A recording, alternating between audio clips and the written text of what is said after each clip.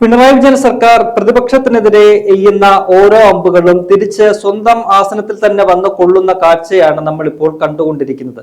അതായത് ചെയ്യുന്നതെല്ലാം ബൂമറാങ്ങായി മാറുക എന്ന ഒരു വാക്യം പോലെ. ഏറ്റവും ഒടുവിൽ പ്രതിപക്ഷ നേതാവ് വി ഡി സതീശനെതിരായിട്ടുള്ള വിജിലൻസിന്റെ ഒരു CBI അന്വേഷണ ശുപാർശ പുറത്തു വന്നതാണ് കഴിഞ്ഞ 2 ദിവസങ്ങളിലായിട്ട് ഏറെ ചർച്ച ചെയ്യപ്പെടുന്നത്. പറവൂർ മണ്ഡലത്തിൽ MLA ആയ വി ഡി സതീശൻ 2018 പ്രളയത്തിന്റെ ശേഷം അവിടുത്തെ ഒരു പുനരുദ്ധാരണ പദ്ധതിയായിട്ട് പുനർജനി എന്ന പേരിൽ ഒരു പദ്ധതി തയ്യാറാക്കുകയും പാവപ്പെട്ടവർക്ക് വീട് നഷ്ടപ്പെട്ടവർക്ക് വീടും മറ്റ് ജീവനോപാധികൾ നഷ്ടപ്പെട്ടവർക്ക് ജീവനോപാധികളും എല്ലാം സംഘടിപ്പിച്ചു കൊടുക്കുന്ന ഒരു പദ്ധതിയായിരുന്നു അത് വലിയ രീതിയിൽ വിജയം കൈവരിക്കുകയും ഏറെ പ്രശംസ നേടുകയും ചെയ്യുകയൊക്കെ തന്നെ ചെയ്ത ഒരു പരിപാടിയായിരുന്നു. അതുമായി ബന്ധപ്പെട്ട ചിലർ അഴിമതി ആരോപിച്ചുകൊണ്ടൊക്കെ തന്നെ പരാതി നൽകുകയും അതിന്റെ അടിസ്ഥാനത്തിൽ ചില അന്വേഷണങ്ങൾ നടക്കുകയും ചെയ്തു. അതിന്റെ ഏറ്റവും ഒടുവിലാണ് വിജിലൻസ് ഏതാണ്ട് 11 മാസം മുൻപ് ഒരു റിപ്പോർട്ട് തയ്യാറാക്കി ആഭ്യന്തര വകുപ്പ് മന്ത്രിക്ക് നൽകുന്നു. അതായത് മുഖ്യമന്ത്രി പിണറായി വിജയൻ തന്നെ നൽകുന്നു. അതിനകത്ത് CBI അന്വേഷണത്തിനുള്ള ഒരു ശുപാർശ ഉണ്ട്. അതാണ് ഇന്നലെ പുറത്തു വന്ന ചില വിവരങ്ങൾ. എന്നാൽ ചില കാര്യങ്ങൾ ഇതേ സമയം തന്നെ വിജിലൻസ് അല്ലെങ്കിൽ ആഭ്യന്തര വകുപ്പ് പൂഴ്ത്തിവെക്കുകയും ചെയ്തു. അത് പിന്നീട് പുറത്തു വരികയും ചെയ്തു. ഇത് സർക്കാരിന് ആഭ്യന്തര വകുപ്പിന് വലിയ തിരിച്ചടിയാവുകയും ചെയ്തു. ഇതിന്റെ പശ്ചാത്തലത്തിലേക്ക് പോവുകയാണെങ്കിൽ 2018 തളിപ്പറമ്പില് MLA ആയിരുന്ന ജെയിംസ് മാത്യു ആണ് വി ഡി സതീശനെതിരെ പുനർജനി പദ്ധതിയിലെ ക്രമക്കേട് ആരോപിച്ചുകൊണ്ട് ഒരു പരാതി കൊടുക്കുന്നത്. തുടർന്ന് കേസ് രജിസ്റ്റർ ചെയ്യുകയും 2023 തിരുവനന്തപുരം വിജിലൻസിന്റെ യൂണിറ്റ് 2 ഇൻവെസ്റ്റിഗേഷൻ യൂണിറ്റ് 2 അന്വേഷണം ആരംഭിക്കുകയും ചെയ്തു. അതിനുശേഷം അവര് ഒരു പ്രാഥമിക അന്വേഷണം നടത്തി വി ഡി സതീശനെതിരെ യാതൊരു തെളിവുകളും ഇതിനകത്തില്ല, അല്ലെങ്കിൽ വി ഡി സതീശൻ ഇതിനകത്ത് കുറ്റക്കാരനാണ് എന്ന് കണ്ടെത്താൻ കഴിഞ്ഞിട്ടില്ല എന്ന് വ്യക്തമാക്കിക്കൊണ്ടുള്ള ഒരു റിപ്പോർട്ട് വിജിലൻസ് സമർപ്പിക്കുകയും ചെയ്തിട്ടുണ്ട്. ഈ പദ്ധതിയുമായി ബന്ധപ്പെട്ട് ഉയർന്ന ഏറ്റവും പ്രധാനപ്പെട്ട ഒരു ആരോപണം വി ഡി സതീശൻ കേന്ദ്രത്തിന്റെ അനുമതി വാങ്ങിക്കൊണ്ട് സ്വകാര്യ സന്ദർശനത്തിന് അനുമതി വാങ്ങി വിദേശത്ത് പോയി ബർമിംഗ്ഹാമിൽ ചെന്ന് അവിടെ ഈ പദ്ധതിക്ക് വേണ്ടിയിട്ട് ഫണ്ട് സമാഹരിച്ചു. അത് FCRA നിയമങ്ങളുടെ ലംഘനമാണ് എന്നതാണ് ഈ പരാതിക്കാർ പ്രധാനമായും ഉന്നയിച്ച ആരോപണം. ഇതിന്റെ അടിസ്ഥാനത്തിലാണ് ഈ അന്വേഷണം നടന്നത്. എന്നാൽ വിജിലൻസ് കണ്ടെത്തിയത് ഈ പറയുന്ന പോലെ ഈ പദ്ധതിയുമായി ബന്ധപ്പെട്ട് വി ഡി സതീശന്റെ അക്കൗണ്ടിലേക്ക് ഒരു പൈസ പോലും വന്നിട്ടില്ല. ഏതെങ്കിലും തരത്തിൽ ഒരു പൈസ പോലും വി ഡി സതീശൻ ഈ പദ്ധതിയുമായി ബന്ധപ്പെട്ട് വന്നതിൽ നിന്നും എടുത്ത് അനധികൃതമായിട്ട് ചെലവഴിച്ചിട്ടുമില്ല. ഈ പണം വന്നതെല്ലാം തന്നെ മണപ്പാട്ട് ഫൗണ്ടേഷൻ എന്ന് പറയുന്ന ഒരു NGOയുടെ അക്കൗണ്ടിലേക്കാണ്. ആ അക്കൗണ്ടിൽ ആണ് പണം വന്നത്. അവരാണ് ഈ പണം വിനിയോഗിച്ചത്. ഈ പണം ഉപയോഗിച്ചുകൊണ്ട് അല്ലെങ്കിൽ വി ഡി സതീശൻ വിദേശയാത്ര നടത്തിയതിനു ശേഷം ഏതെങ്കിലും തരത്തിൽ സ്വത്തുക്കൾ വാങ്ങിക്കൂട്ടുകയോ വസ്തുവകകൾ വാങ്ങിക്കൂട്ടുകയോ ചെയ്തതായിട്ട് പരാതിയിൽ പറയുന്നില്ല. അപ്പോൾ ആ രീതിയിലൊരു അന്വേഷണത്തിന്റെ ആവശ്യമില്ല. മറിച്ച് ഈ പറയുന്ന പോലെ മണപ്പാട് NGO ആണ് ഈ പണം സ്വീകരിച്ചത്, വിദേശത്ത് നിന്നും പണം സ്വീകരിച്ചത്. അവർക്ക് അങ്ങനെ വിദേശ പണം സ്വീകരിക്കാനുള്ള അധികാരമുണ്ട്, അവർക്ക് അതിനുള്ള അവകാശമുണ്ട്. അതുമായി ബന്ധപ്പെട്ട രേഖകൾ ആ മണപ്പാട്ട് ഫൗണ്ടേഷൻ വിജിലൻസിനെ നൽകുകയും ചെയ്തു. വിജിലൻസിന്റെ റിപ്പോർട്ടിൽ ആ രേഖകൾ എടുത്തു പറയുകയും ചെയ്യുന്നുണ്ട്.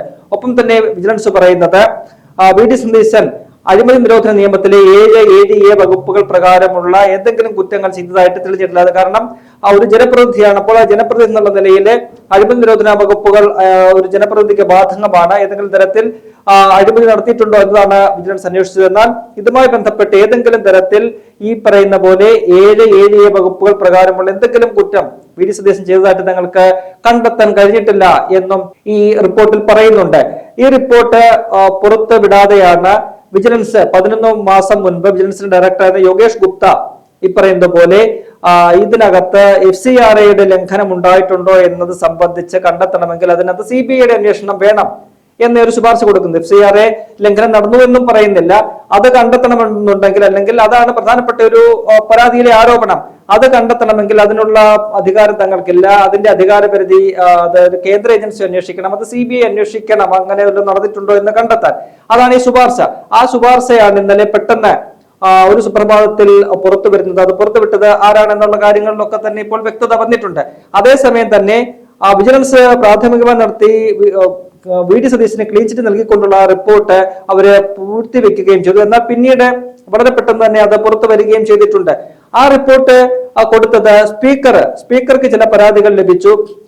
വി ഡി സതീശൻ സ്പീക്കറുടെ അനുമതിയില്ലാതെയൊക്കെ തന്നെയാണ് ജനപ്രാതിനിധ്യ നിയമം ലംഘിച്ചു എന്നൊക്കെ ചൂണ്ടിക്കാട്ടിക്കൊണ്ട് ചില പരാതികൾ ലഭിച്ചു. അതുമായി ബന്ധപ്പെട്ട് സ്പീക്കർ വിജിലൻസിൽ നിന്ന് ആഭ്യന്തര സെക്രട്ടറിയോട് ചില വിശദീകരണം തേടി. അപ്പോൾ ആഭ്യന്തര സെക്രട്ടറി ഇതുമായി ബന്ധപ്പെട്ട് വിജിലൻസിനോടാണ് റിപ്പോർട്ട് തേടിയത്. അപ്പോൾ വിജിലൻസ് ഡയറക്ടർക്ക് വേണ്ടിയിട്ട് വിജിലൻസ് IG ആയിട്ടുള്ള കെ കാർത്തിക് ഈ പറയുന്ന പോലെ ഒരു റിപ്പോർട്ട് സമർപ്പിച്ചിട്ടുണ്ട്, ആഭ്യന്തര സെക്രട്ടറിക്ക് സമർപ്പിച്ചിട്ടുണ്ട്. ആ റിപ്പോർട്ടിലാണ് ഈ പറയുന്ന കാര്യങ്ങൾ, അതായത് വി ഡി സതീശനെതിരെ ഏതെങ്കിലും തരത്തിൽ ഈ പറയുന്ന ആരോപണങ്ങൾ, ഉന്നയിച്ചിരിക്കുന്ന ആരോപണങ്ങൾ ഏതെങ്കിലും തെളിയിക്കുന്ന ഒന്നും തന്നെ കണ്ടെത്താൻ കഴിഞ്ഞിട്ടില്ല. വി ഡി സതീശന് ക്ലീൻ ചിറ്റ് നൽകുന്ന തരത്തിലുള്ള ഒരു റിപ്പോർട്ട്, ചില വിവരങ്ങൾ സമർപ്പിച്ചിരിക്കുകയാണ്. അത് പുറത്തു വരികയും ചെയ്തിട്ടുണ്ട്. അപ്പോൾ വിജിലൻസിന്റെ പ്രാഥമിക അന്വേഷണത്തിൽ വി ഡി സതീശനെതിരെ ഇപ്പറയുന്ന പോലെയുള്ള പരാതികളോ അല്ലെങ്കിൽ ആരോപണങ്ങളൊന്നും തന്നെ നിലനിൽക്കില്ല എന്ന് വ്യക്തമായിട്ടുണ്ട്. അതുകൊണ്ട് തന്നെയാണ് അത്തരത്തിൽ വിജിലൻസിന് പ്രാഥമികമായി തന്നെ തള്ളിക്കളഞ്ഞ ഒരു കേസ് CBI അന്വേഷിക്കുമോ എന്ന ഒരു ആശങ്ക വിജിലൻസിന് തന്നെയുണ്ട്.